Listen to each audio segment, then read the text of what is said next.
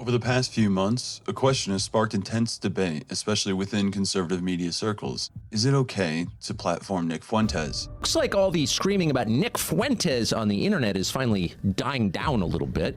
Very happy to see that, Nick Fuentes really passed that test with flying colors. If I were writing a glossary entry on the Streisand effect, I wouldn't put a picture of her next to it. I would put a picture of Nick Fuentes.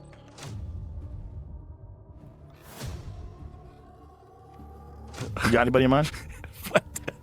Nick Fuentes? You should have Nick Fuentes on your show and you could ask him questions about that. Had on this guy, this Fuentes guy, and never challenged him. That fragmentation is being caused purposefully by a splinter faction of people led by a young man named Nick Fuentes. The obvious question is, why would you put Nick Fuentes on your podcast? Why would you do that? My lawyers, don't do it. For several months now, there's been no avoiding the subject of Nick Fuentes. And let's be clear, the main reason you're hearing about him is because he's popular. A large number of people, especially young men, are interested in what he has to say. What that says about our society and our culture is the subject of ferocious debate. And a frankly preposterous amount of airtime has been spent on debating everything from his ideology to his sexuality and whether anyone should actually talk to him at all. The truth is, it doesn't make a lot of sense to spend all this time talking about Nick Fuentes, but not actually to Nick Fuentes. People who say you shouldn't give him a platform overlook the very obvious fact that he already has a platform of his own, which is often bigger than most of the people complaining.